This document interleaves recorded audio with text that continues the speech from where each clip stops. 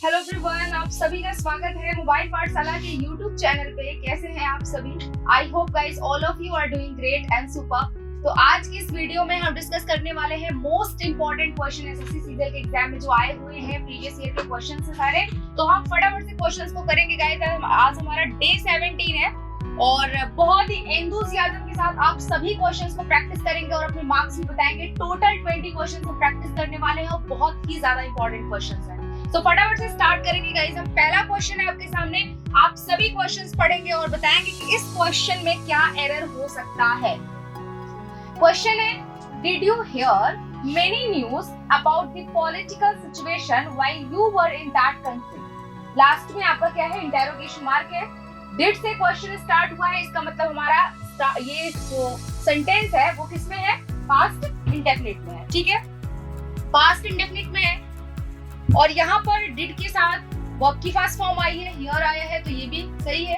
आगे देखेंगे, यहाँ तक की बात तो सही है, यानी कि पहला जो पोर्शन है हमारा सही है। दूसरे वाले में मेनी न्यूज दिया हुआ है। न्यूज, न्यूज क्या है आपका, न्यूज आपका अनकाउंटेबल है और सिंगुलर है, तो इसके साथ में हम मेनी का यूज तो बिल्कुल नहीं कर सकते। ठीक है, आगे देखेंगे, यानी एरर तो हमें सेकेंड पार्ट में मिल गया। ठीक है, about the political situation, political situation के बारे में, while you were in that country, जब आप उस कंट्री में थे। लास्ट में इंटरोगेशन मार्क, क्योंकि क्वेश्चन पूछ रहा है। तो मेनी न्यूज में ही हमारा क्या था, एरर था, मेनी न्यूज नहीं होना चाहिए। अब अगर हम मेनी का यूज नहीं करेंगे तो फिर करेंगे क्या यहाँ पर? तो आपको पता होगा कि हम जब भी नेगेटिव सेंटेंस बोलते हैं या इंटरोगेटिव सेंटेंस बोलते हैं तो हम वहां पर जो एडजेक्टिव यूज करते हैं वो क्या होता है, एनी होता है। तो मेनी की जगह पर हम एनी का यूज करेंगे। क्लियर? इतनी बातें क्लियर हो गई। बढ़ेंगे नेक्स्ट क्वेश्चन की तरफ। सो ही लुकेड अपॉन मी, उसने मुझे देखा, eye to eye for a few moments before he spoke, और लास्ट में आपका नो एरर है।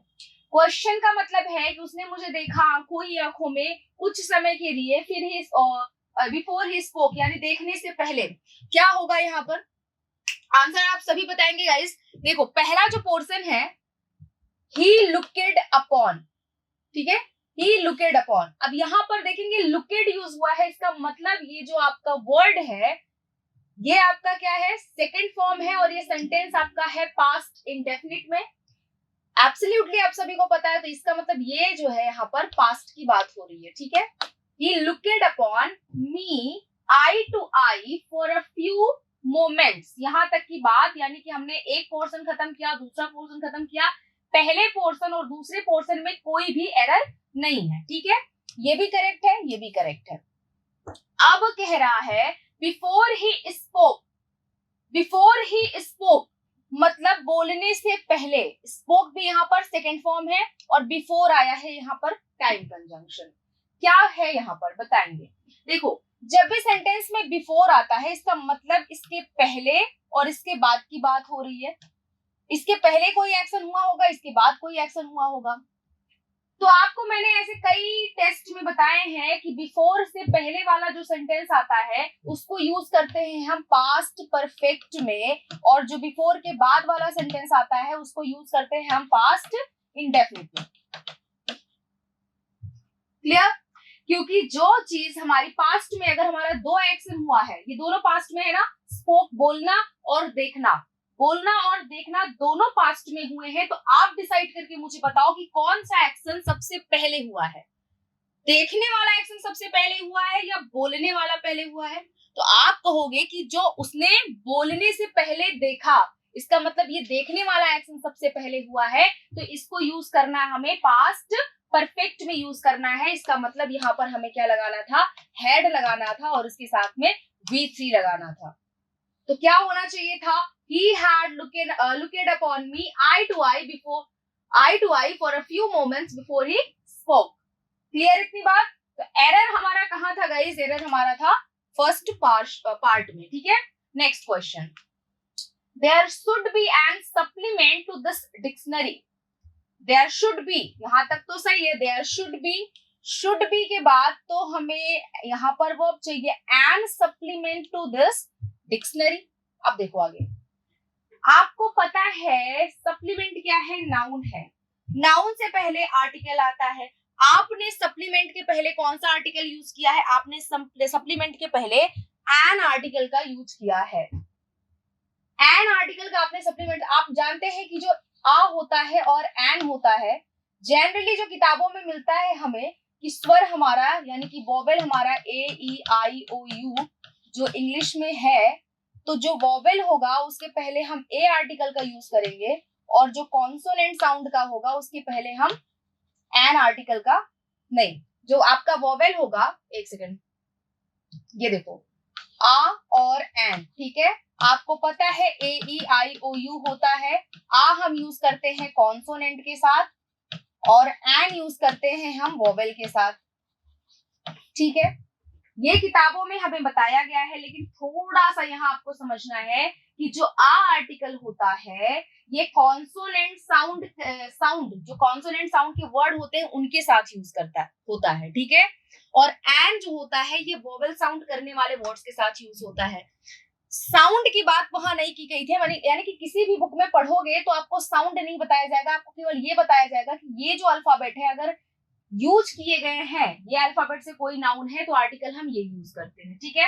अब आप मुझे बताएंगे कि अगर मैं लिख रही हूँ एलिफेंट, ठीक है, एलिफेंट लिख रही हूँ और दूसरे में लिख रही हूँ मैं यूरोप, तो हम यहाँ पर देखेंगे कि ई आर्टिकल यहाँ भी यूज हुआ है, ई आर्टिकल यहाँ भी यूज हुआ है, बताएंगे यहाँ पर कि कौन सा आर्टिकल हम यूज करेंगे। ई यहाँ भी है, ई यहाँ भी है, इन दोनों के साथ कौन सा आर्टिकल आएगा, फटाफट से बताएंगे आप सभी। तो आपको तो पता है ना कि ये वोवेल के साथ में हमारा एन आर्टिकल आता है, कॉन्सोनेंट के साथ ए आर्टिकल आता है, तो यहाँ तो दोनों वोवेल है, फिर आर्टिकल्स हम क्या यूज करेंगे, क्या दोनों में एन करेंगे या किसी में ए करेंगे या फिर एन करेंगे।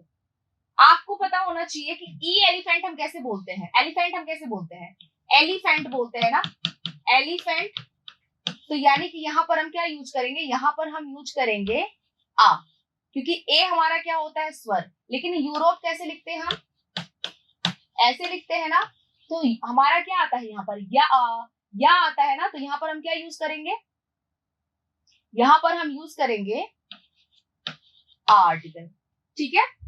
आ यूरोप होता है, एन एलिफेंट होता है, क्लियर इतनी बात। तो देखो अब यहाँ पर जो बात है हमारी, ये बात है कि एन सप्लीमेंट नहीं होगा, यहाँ पर क्या होगा, आ सप्लीमेंट होगा, ठीक है, आ सप्लीमेंट, एन सप्लीमेंट हम वोवेल के साथ हम एन करेंगे, आ हम कॉन्सोनेंट के साथ करेंगे, ठीक है। आ जाते हैं नेक्स्ट क्वेश्चन पे। एरर कहाँ था हमारा, एरर था हमारा बी पार्ट में, ठीक है। Next, he spoke free when he had drunk alcohol, he spoke free when he had drunk alcohol। अब देखो ये फ्री क्या है, फ्री आपका होता है एडजेक्टिव और हर एडजेक्टिव किसी ना किसी नाउन के साथ आता है।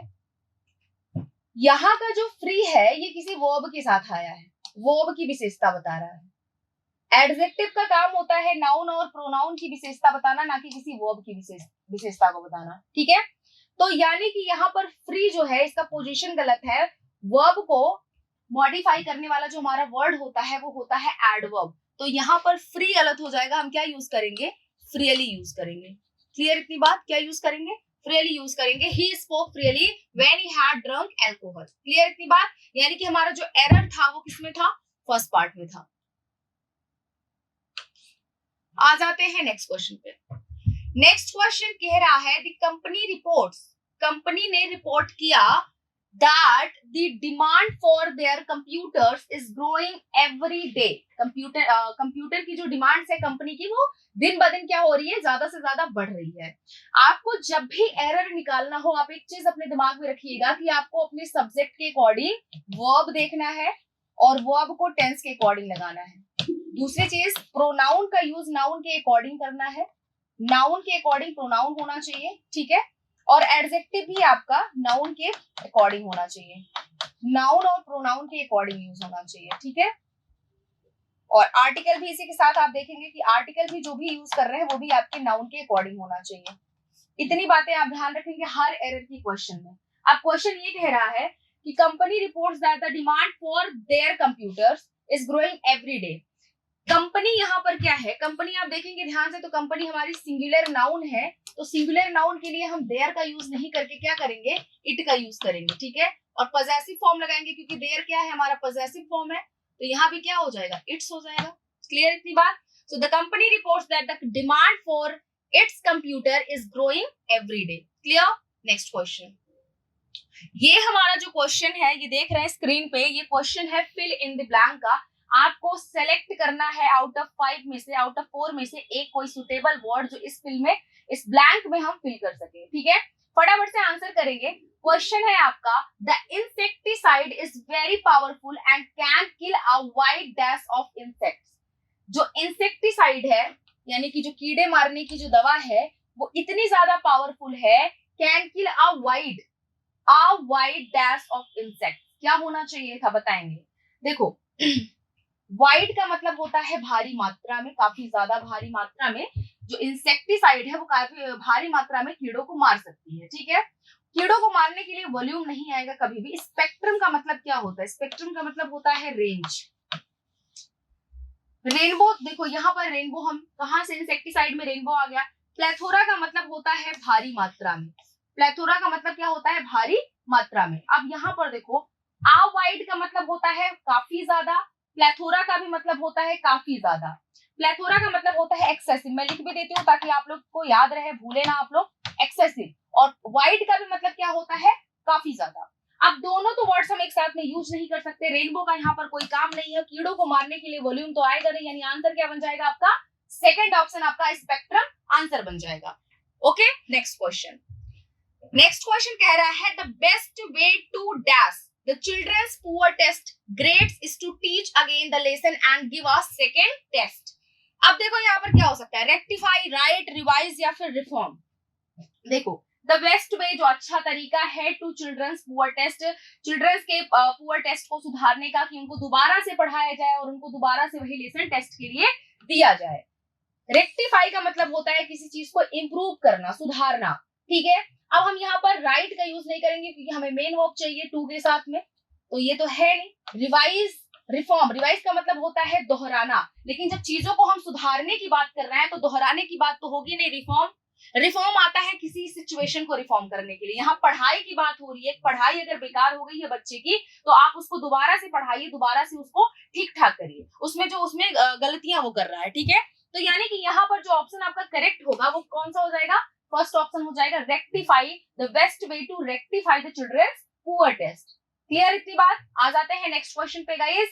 वन वर्ड सब्स्टिट्यूशन का क्वेश्चन आ गया है। इसके पहले हमने वन वर्ड सब्स्टिट्यूशन के क्वेश्चंस नहीं, वर्ड्स हमने किए हैं। ठीक है, हाँ, आपको 200 वर्ड की वीडियो मिल जाएगी। 100 वर्ड्स एक में है, 100 वर्ड एक में है। दोनों वीडियो देखिए, दोनों वीडियो काफी ज्यादा हेल्पफुल है आपके लिए। एग्जाम्स में रिपीटेड वहीं से ही क्वेश्चंस पूछे जाते हैं वन वर्ड सब्स्टिट्यूशन में। दोनों वीडियो देखिएगा और शेयर जरूर करिएगा, और वीडियो पूरी देखिएगा आप सभी, क्योंकि वो सारे वर्ड्स आपके लिए काफी ज्यादा इंपॉर्टेंट हैं। क्लियर इतनी बात? अब आते हैं क्वेश्चन पे। आ सोल्जर और सेलर, सोल्जर यानी सैनिक, सेलर यानी कि नाविक। सोल्जर सैनिक हु रेबल्स और refuses to obey the orders of person in authority। ऐसा कोई भी सैनिक, ऐसा कोई भी सेलर जो अथॉरिटी के ऑर्डर्स को मना करता है, उसको हम क्या बोलते हैं? आपके दिमाग में आ रहा होगा अनार्किस्ट। अनार्किस्ट ऐसा होता है, अनार्किस्ट का पहले मैं मतलब बता देती हूँ, जिसको हिंदी में बोलते हैं अराजकतावादी, विद्रोहवादी, यानी कि जो नियमों का पालन नहीं करता है उसको हम अनार्किस्ट बोलते हैं। आपके दिमाग में आ रहा होगा। लेकिन आप जब भी सोल्जर की बात करेंगे, जब भी सेलर की बात करेंगे, आंसर में आपका क्या आ जाएगा? म्यूटिनीर आ जाएगा। म्यूटिनीर का मतलब होता है ऐसा सोल्जर, ऐसा सेलर जो अथॉरिटी के नियमों का पालन ना करता हो, उसको हम म्यूटिनीर बोलते हैं। क्लियर इतनी बात? तो यानी कि ऑप्शन आपका क्या हो जाएगा? थर्ड ऑप्शन आपका करेक्ट हो जाएगा। रेवोल्यूशनरी किसको बोलते हैं? रेवोल्यूशनरी का मतलब होता है क्रांतिकारी, ऐसा व्यक्ति जो क्रांति लेकर के आता हो, चीजें जहां बिगड़ रही है वहां क्रांति लेकर के आए। रेडिकल का मतलब होता है गाइस बेसिक। ठीक है, रेडिकल का मतलब क्या होता है? बेसिक, यानी कि मैं यहाँ पर लिख देती हूँ बेसिक। और अनार्किस्ट का मतलब होता है विद्रोहवादी, यानी कि जो चीजों में क्या करे? विद्रोह लेकर के आए, शासन को उसी वजह सामान्य तरीके से ना चलने दे। ठीक है, आ जाते हैं नेक्स्ट पे। Synonym of sinister. सिनिस्टर का सिनोनिम क्या होता है गाइस? सिनिस्टर का मतलब क्या होता है पहले ये समझ लो। सिनिस्टर का मतलब होता है जिसको हम बोल सके बुरा। सिनिस्टर का मतलब क्या होता है? बुरा। अब देखो यहाँ पर ऑप्शन है मेलवोलेंट, मैग्नानिमस, ऑसिपियस एंड बेनोलमेंट। क्या होना चाहिए आंसर? सिनोनिम बताना है आप सभी को, फटाफट से आप सभी आंसर करेंगे। सिनिस्टर का सिनोनिम क्या होगा? सिनिस्टर का सिनोनिम होता है बैड, ठीक है, बुरा। तो मेल, जरा ध्यान देंगे, मेल मेल मेल, ये मेल शब्द जहां भी होता है इसका मतलब होता है बुरा। इसका मतलब क्या होता है? बुरा, जो अच्छा ना हो, ठीक है। सो मेल वोलेंट यहाँ पर आ गया हमारा जो वर्ड, इसका सिनोनिम बन जाएगा, पहला ऑप्शन सही है यहाँ पर। मैग्नानिमस का मतलब होता है काइंड, मैग्नानिमस का मतलब क्या होता है? काइंड होता है। और इसका थर्ड ऑप्शन क्या है? ऑसिपियस, ऑसिपियस का मतलब होता है काफी ज्यादा मनोहर, अच्छा, ठीक है। एंटरटेनिंग, एंटरटेनिंग, तो यहाँ मैं काइंड इसको मैग्नानिमस को लिख देती हूँ, एंटरटेनिंग ऑसिपियस को लिख देती हूँ, ठीक है। जैसे आप लोग बोलते हो ना काफी ज्यादा ऑसिपियस डे है आज, बहुत अच्छा दिन है, ऑसिपियस मतलब अच्छा है ना, एंटरटेनिंग, खुशनुमा, ये सब बोल सकते हो आप, ठीक है। बेनॉलमेंट का मतलब क्या होता है? काइंड या मैग्नानिमस या मेर्सी, ठीक है। तो ये दोनों आपके क्या हो जाते हैं? सिनोनिम हो जाते हैं। ऑसिपियस का मतलब क्या होता है? एंटरटेनिंग,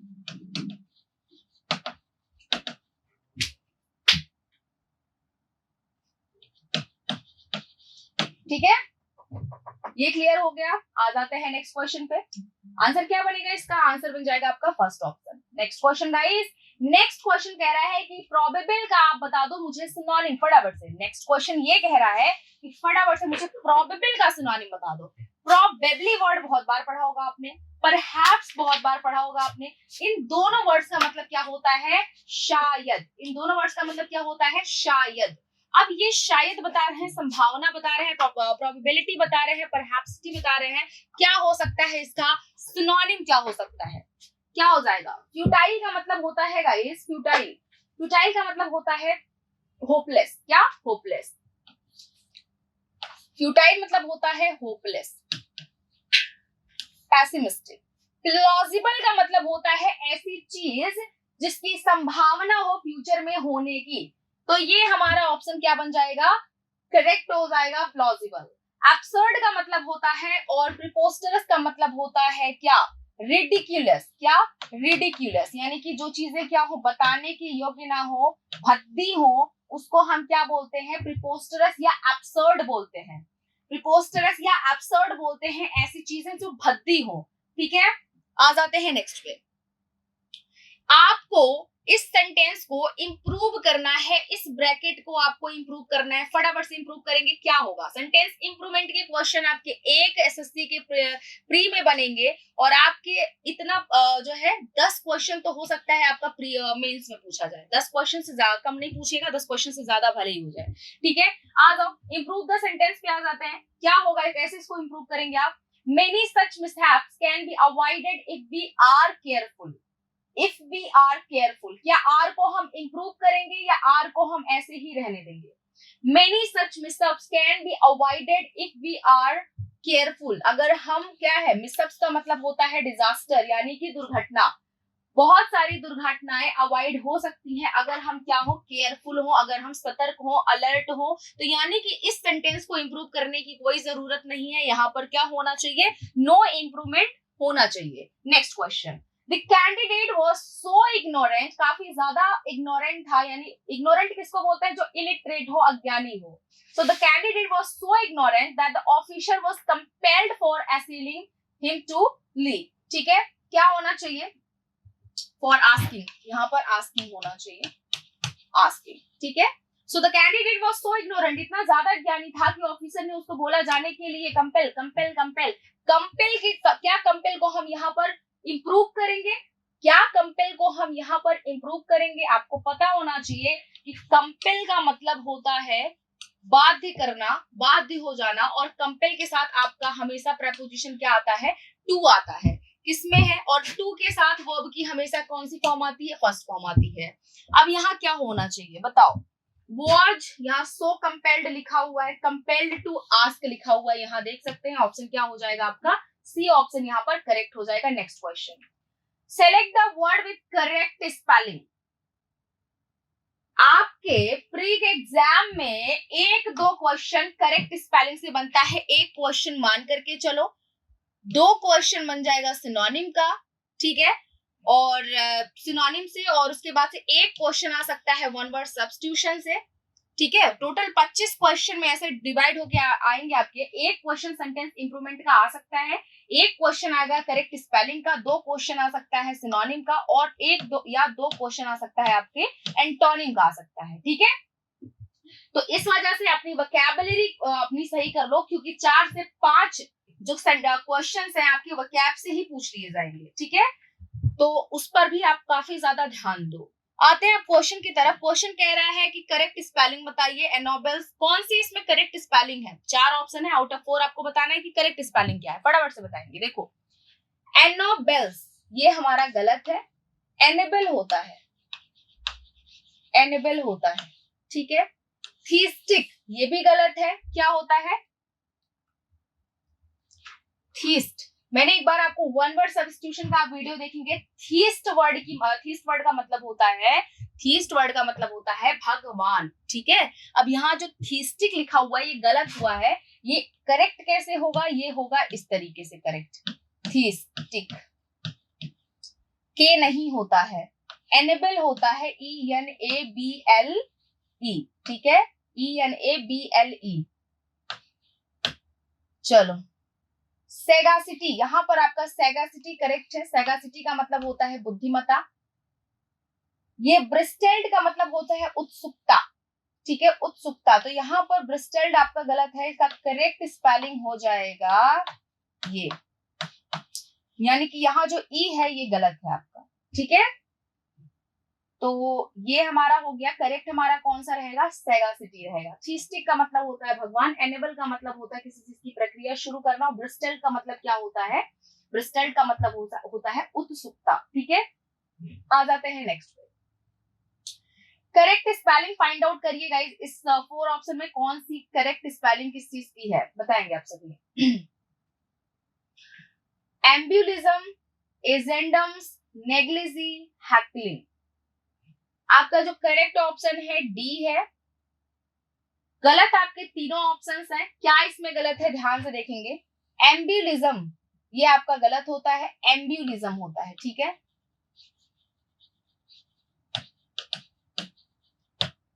एजेंडम्स यू की जगह, ओ की जगह यू होता है, और नेग्लिजी आपका यहाँ पर ये डबल जी, ये आपका डबल ई होता है। ठीक है, क्या होता है? डबल ई होता है। इतनी बातें करेक्ट हो गई, तो ये हमारा यहाँ पर गलत था। आ जाते हैं नेक्स्ट पे हम। नेक्स्ट क्वेश्चन आ जाओ। एंटोनिम बताना है फ्रोलिक का। फ्रोलिक का एंटोनिम क्या होगा? फ्रोलिक का मतलब होता है अम्यूजमेंट। फ्रोलिक का मतलब होता है अम्यूजमेंट यानी हर्षोल्लास। ठीक है, अब इसका एंटोनिम क्या होगा बताएंगे आप सभी। अम्यूजमेंट, ड्रेजरी, रोम्प, एंटिक या ड्रोलरी। बताएं क्या होगा? ड्रेजरी का मतलब होता है गाइस टेडियस यानी कि बोरिंग। तो इसका क्या हो जाएगा? पहला ऑप्शन इसका क्या हो जाएगा? एंटोनिम बन जाएगा। रोम्प, एंटिक और ड्रोलरी का मतलब होता है क्या करना? फन करना, यानी कि अम्यूजमेंट करना, एंटरटेन करना। ठीक है, सो ये तीनों हमारे सिनोनिम्स हैं। एक हमारा यहाँ डिफरेंट वर्ड था जो था हमारा ड्रेजरी, और ड्रेजरी यहाँ पर इसका क्या बन जाएगा? एंटोनिम बन जाएगा। ठीक है, बढ़ेंगे नेक्स्ट क्वेश्चन की तरफ गाइस। एफिडेविट, एफिडेविट का मतलब होता है रिटन डिक्लेरेशन, यानी कि लिखित रूप से कोई चीज किसी को दिया जाए। तो लिखित डिक्लेरेशन है यहाँ पर, यानी कि ये हमारा कैसा वर्ड है? ये हमारा पॉजिटिव वर्ड है, तो इसका हमें नेगेटिव चाहिए। टेस्टिमनी का मतलब होता है प्रूफ, ओथ का मतलब होता है शपथ, स्लेंडर का मतलब होता है क्रिटिसाइज करना, अफर्मेशन का मतलब होता है, अफर्मेशन आपका अफर्मेटिव से ही बना हुआ है, तो ये भी हमारा कैसा वर्ड है? पॉजिटिव है। तो क्या होगा इसका बताएंगे आप सभी। Testimony, oath, slender. स्लेंडर इसका क्या हो जाएगा गाइस? स्लेंडर इसका बन जाएगा एंटोनिम। ठीक है, स्लेंडर क्या है? क्रिटिसाइज करना, किसी को क्रिटिसाइज करना। Clear? Next guys, rearrange the parts of the sentences. Rearrange, हमें ये जो आपको यहाँ पर सेंटेंस इंप्रूवमेंट के क्वेश्चंस आप कर लिए हैं, हमने जो है हमने किया है रीअरेंजमेंट किया, हमने PRQS के क्वेश्चन यानी जंबल सेंटेंसेस के भी हमने सीरीज किए हैं। आपने अभी देखा नहीं उसको तो जरूर देखेंगे। तो ये हमारे जंबल सेंटेंसेस हैं, इनको आपको बताना है कि कैसे हम अरेंज करेंगे। पहला ये है कि एवरी गवर्नमेंट वांट, गवर्नमेंट सारी गवर्नमेंट चाहती क्या है? क्या चाहती है? A B C में से कैसे हम इसको अरेंज करेंगे। All they have so many oats to shower favours on farmers after. देखो 3 ऑप्शन है और तीनों बहुत ही जम्बली एकदम से मिक्सअप है। बताना है फटाफट से कि क्या कर सकते हैं, क्या ऑप्शन आपका करेक्ट हो सकता है। ऑल पहले सेंटेंस में दिया हुआ है, टू दूसरे वाले में दिया हुआ है, तीसरे वाले में फार्मर्स आफ्टर दिया हुआ है। आफ्टर ऑल का पेयर बन सकता है कि नहीं, आफ्टर ऑल बनता है ना, तो चलो हम बना लेते हैं सी और ए को एक साथ में रखेंगे, सी और ए को एक साथ में रखेंगे, ठीक है। चलो अब देखते हैं, अगर मैं बोलूं all they have so many oats to shower favors on farmers after all, ठीक है। एवरी गवर्नमेंट wants के साथ यहाँ देखो टू shower favors on, मतलब यानी कि हमारा बी वाला सबसे पहले बन रहा है, ठीक है। हम सबसे पहले किस पे जाएंगे, बी पे जाएंगे, बी फेवर्स ऑन। ऑन किस पे, ऑन के बाद हमें कोई नाउन चाहिए, तो यानी कि हमें एक नाउन फार्मर्स मिल गया, तो यानी बी सी हो जाएगा, farmers on. After all last में हमारा ए आ रहा है, after all they have so many oats, यानी कि बी सी ए हमारा क्या हो जाएगा, सही करेक्ट अरेंजमेंट हो जाएगा किसका, इस क्वेश्चन का, ठीक है, बी सी ए। ओके गाइस, आते हैं नेक्स्ट क्वेश्चन पे। Due to poor organic matter in soil is below the required, ठीक है। तो हमें क्या मिला, due to poor organic matter in soil, हमें पहले से एक मिल गया कि हमें इसका क्या मिल रहा है, आंसर मिल रहा है। Incorporation organic carbon lived in most parts of India, ठीक है। तो यहाँ हम देखेंगे कि lived in most parts of India what, incorporation organic carbon, ठीक है। तो यहाँ किसका किसका पेयर मिल रहा है, हमें पेयर मिल रहा है इन soil is below the required, lived in most parts of India, incorporation organic carbon. तो हमें मिल रहा है पेयर यहाँ पर पहले क्यू का, तो पी क्यू आर यहाँ पर हमें क्या मिल रहा है, आंसर मिल रहा है। पूरा सेंटेंस पढ़ के देखेंगे, due to poor organic matter in soil is below the required, then Q पे आएंगे, incorporation organic carbon lived in most parts of India, ठीक है। तो आंसर क्या बन जाएगा, पी क्यू आर। सो यहाँ पर पी क्यू आर किसी में है नहीं, थोड़ा सा मिस्टेक की वजह से, बस आपका आंसर क्या बनेगा, पी क्यू आर बन जाएगा, ठीक है। Next, he swim to an island that was not far away, he swim, आपको पता होगा कि swim हमारा क्या है, swim हमारा वर्ब की फर्स्ट फॉर्म है, स्वम हमारा क्या होता है, स्वम हमारा क्या है, वर्ब की सेकेंड फॉर्म है, और स्वम हमारा SWUM ये हमारा वर्ब की थर्ड फॉर्म होता है। तो यहाँ बात तो किसकी हो रही है, यहाँ बात हो रही है पास्ट की, तो हम यहाँ पर क्या करेंगे, he swam an island that was not far away. Next, I used to like it but now I am not enjoy. I used to like it, मैं उसे पसंद किया करती थी, but now, लेकिन अभी की बात हो रही है, but now अभी की बात हो रही है, I am not enjoying it, नहीं, क्या होना चाहिए, I am not enjoying it, क्या होना चाहिए, I am not enjoying it। Clear इतनी बात।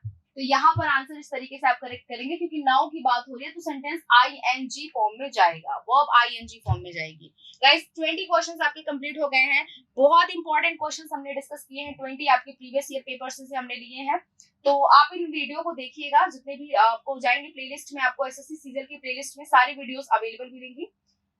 वीडियो को देखिएगा, अगर पसंद आए तो शेयर करिएगा, लाइक करिएगा, और पहली बार अगर चैनल पे आए हैं, न्यू हैं आप, तो चैनल को सब्सक्राइब भी जरूर करिएगा। Thank you so much, bye bye and take care guys.